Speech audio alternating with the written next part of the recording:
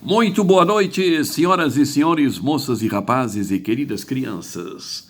Uma boa noite a todos, boa noite, boa noite, boa noite. Aqui fala o radialista e pesquisador Antônio Carlos Valente, de Santana do Livramento, Rio Grande do Sul, Brasil. A nossa cidade faz fronteira com a querida cidade de Rivera, na República Oriental do Uruguai, ali do outro lado da linha divisória, cidade gêmea com Santana do Livramento. Hoje é quarta-feira, são 4 de junho de 2025 e o relógio marca 19 horas e 40 minutos, 19h40. Estão faltando 20 minutos para as 8 horas da noite. Alegria, alegria, minha gente. Tomando o matezito, a bebida oficial do gaúcho. E a temperatura? A temperatura está na casa dos 17 graus. 17 graus centígrados é a temperatura aqui em Santana do Livramento e Rivera. Meus queridos amigos, passemos ato contínuo para a apresentação da matéria cultural de hoje. Estou aqui imbuído das melhores intenções, dos melhores sentimentos, de trazer para os senhores uma informação salutar, trazer conhecimento, nos enriquecer através das informações. Estou aqui já com o livro Memórias Boêmias, Histórias de uma Cidade de Fronteira. A autoria Liane Chipolino Assef, doutora em História. Santanense, professora e historiadora, doutora em História, Liane Chipolino Assef, nossa conterrânea, santanense, nasceu e se criou aqui em Santana do Livramento. E o seu livro é muito interessante. Esse livro aqui é interessantíssimo, adoro esse livro aqui, né? E hoje vamos falar um pouquinho sobre os circos. Ai, coisa boa os circos. Coisa boa, o circo. Eu adoro circo. Me criei pequeno assistindo circo, indo no circo. Eu fui no circo do Caboclinho quando vim aqui em Livramento. Eu fui no circo Irmãos Adrians. Eu me lembro desses dois circos. Eram dois circos modestos, mas muito bons, muito bons. O do Caboclinho era um espetáculo, né? O do Caboclinho, o circo do Caboclinho, várias vezes veio a Santana do Livramento. E eu ia no circo do Caboclinho quando ele se armava na rua Uruguai, esquina com a Bento Gonçalves. Na frente tinha aquela empresa Retífica de Motores Mendonça, Retífica Mendonça, e tinha um descampado ali, um terreno, né? E ali o circo do Caboclinho se instalou várias vezes, e eu morava na rua Vigário Jobim, e eu ia no circo do Caboclinho. Tinha o casal de filhos, né? Mara Regina, era o nome da moça, e do menino Sérgio, fazia os números de equilíbrio na bicicleta, né? Espetacular. Os trapezistas. E tinha o palhaço Pimpim. O palhaço Pimpim. Nunca esqueço de um número do Pimpim que se chamava Pimpim, o vendedor de sebo.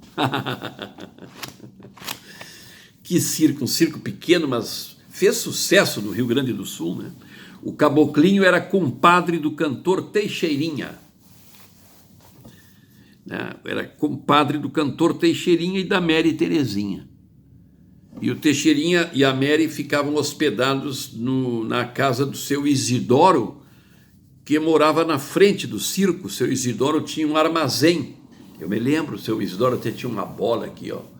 Tinha um abscesso no pescoço, atendia no balcão do armazém. E nos fundos, no pátio, o seu Isidoro tinha um apartamento, tinha umas peças boas, uma casa no pátio. E ele, então, quando o Teixeirinha se apresentava no circo do Caboclinho, o Teixeirinha e a Mary pernoitavam ali. Em algumas oportunidades, né? Não sempre, claro. O Teixeirinha, quando vinha a Santana, ficou muitas vezes no antigo Hotel Labarte, que hoje é o Hotel Jandaia, e no Hotel Palace, né? Ali o Hotel dos Viajantes da Manduca Rodrigues ali, né?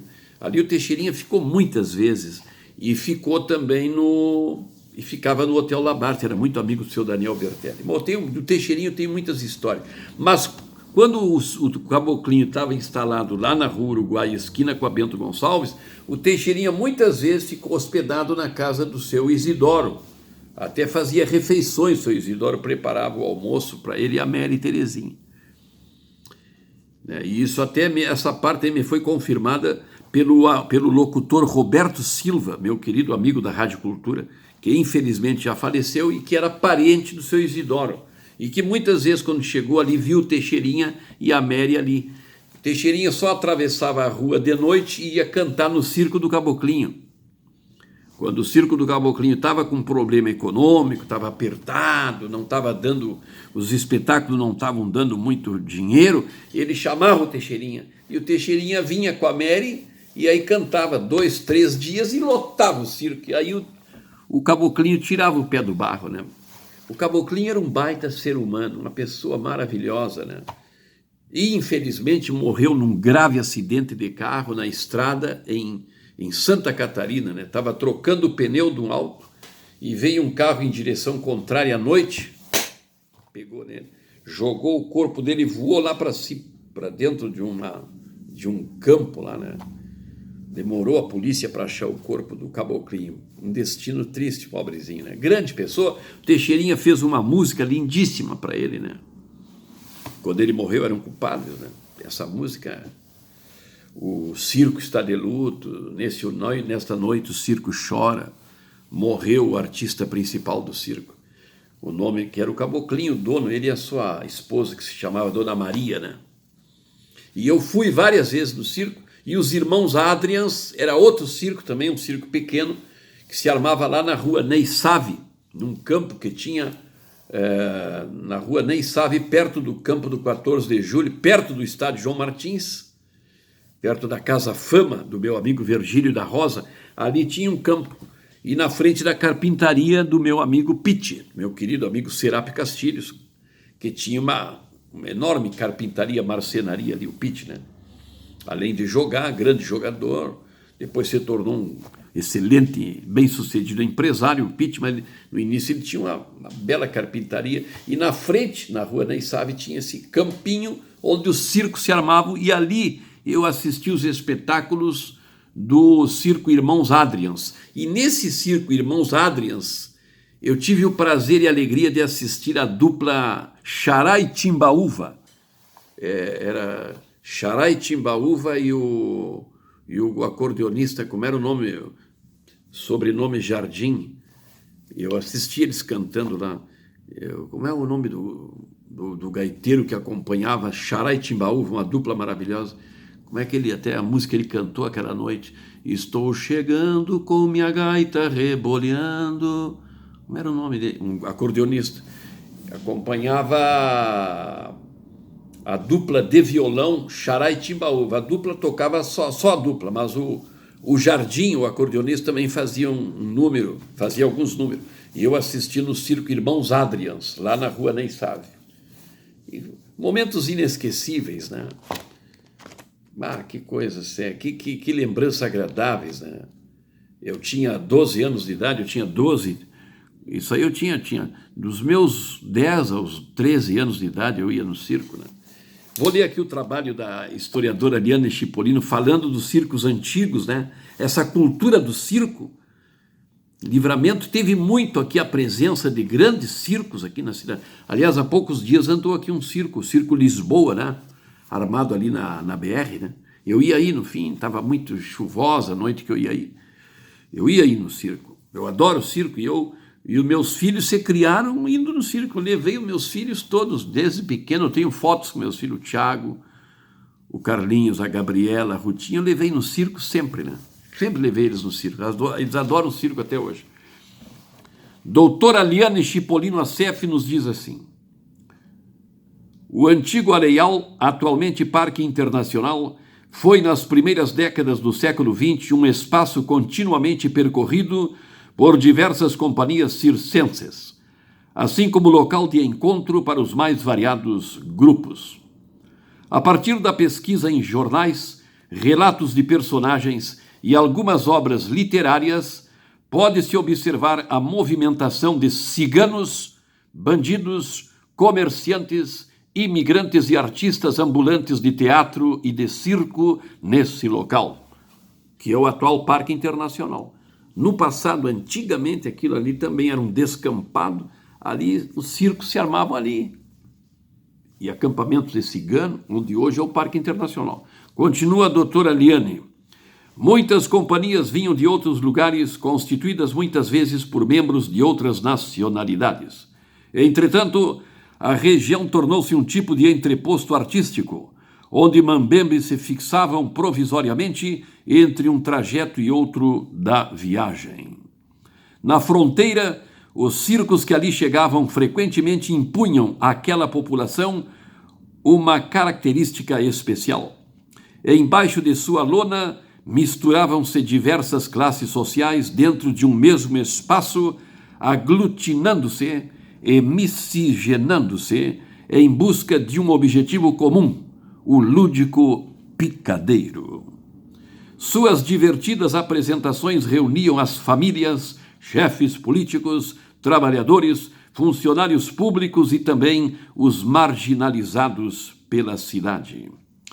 Os marginalizados naquela época nada mais eram do que as pessoas humildes e também os que mantinham uma conduta moral duvidosa, cafetões, mercenários e outros que vivenciavam o cotidiano da fronteira, especialmente entre os anos 1920 e 1930. Nesse grupo de excluídos estavam os trabalhadores negros e os ciganos. Embora os ciganos apresentassem uma presença fluida na fronteira, ela era notada com desconforto pela comunidade. Os comentários a respeito dessa etnia mostravam-se sempre pejorativos, associando-os à disseminação de bichos do pé e piolhos. Diferente dos demais grupos, os ciganos possuíam uma lógica diversa do sedentarismo presente naquela sociedade. Seu cotidiano era marcado pela alegria e pelo despreendimento daquelas convenções sociais. A vida nos acampamentos ciganos compunha-se de horas perdidas em conversas, cantorias e outras atividades alheias ao trabalho. Ao contrário dos ciganos, a maioria dos moradores daquela região mantinha algum tipo de atividade remunerada nos segmentos da economia santanense. Alguns periódicos da época mantinham diariamente anúncios dos espetáculos circenses de companhias que visitavam a região. A chegada dos artistas modificava o ambiente e o cotidiano da fronteira, levando seus moradores a viverem fortes emoções com as turnês dos circos que aqui chegavam. Uma vez na cidade, anunciavam seus espetáculos através dos diários. Costumavam alardear as qualidades artísticas de suas estrelas e os variados números a serem oferecidos ao seu respeitável público. Os frequentadores do circo contavam ainda com o apoio dos meios de comunicação da época para a informação e divulgação dos espetáculos. Desse modo, torna-se uma constante a publicidade nos jornais e no rádio, indicando as novidades mambembes que chegavam à cidade. O jornal O Republicano, diário de caráter político conservador, pertencente à família do general Flores da Cunha, indicou diariamente durante o mês de outubro de 1950 as atrações do Circo Parque Teatro Miramar. A atração apresentava-se na antiga Praça Barão do Ijuí, localizada na divisa do centro com a periferia da cidade. O jornal apontava um caminho para a diversão de seus leitores, composto geralmente de famílias de políticos, comerciantes e populares. O lugar oferecia, nas noites frescas da primavera, números de circo de cavalinhos, teatro, mágicas, acrobacias e pequenos esquetes de comédia ou de melodrama, embora todas mantivessem o mesmo tom, fazer a alegria do público. Continua a doutora Liane Cipollino Assef. Sempre mantendo o palhaço como estrela principal, a companhia apressava-se em destacar em seu anúncio a ressalva de praxe: no palco com novos artistas, buscando com esses ingredientes a garantia da assiduidade na plateia em suas audiências. Que maravilha! Texto da doutora Liane Cipollino Assef, no seu belíssimo livro Memórias Boêmias, Histórias de uma Cidade de Fronteira. A presença dos circos em Santana do Livramento. Praça Barão do Ijuí, que a professora aqui fala. Ali onde está o colégio Maurício Cardoso, né? Antigamente aquela praça ali foi Barão do Ijuí, né? Ela mais anteriormente ainda foi Praça das Carretas. E claro, lá no passado bem distante, foi cemitério. Um abraço, uma boa noite a todos e até amanhã, se Deus quiser. Viva o circo! Tchau, pessoal!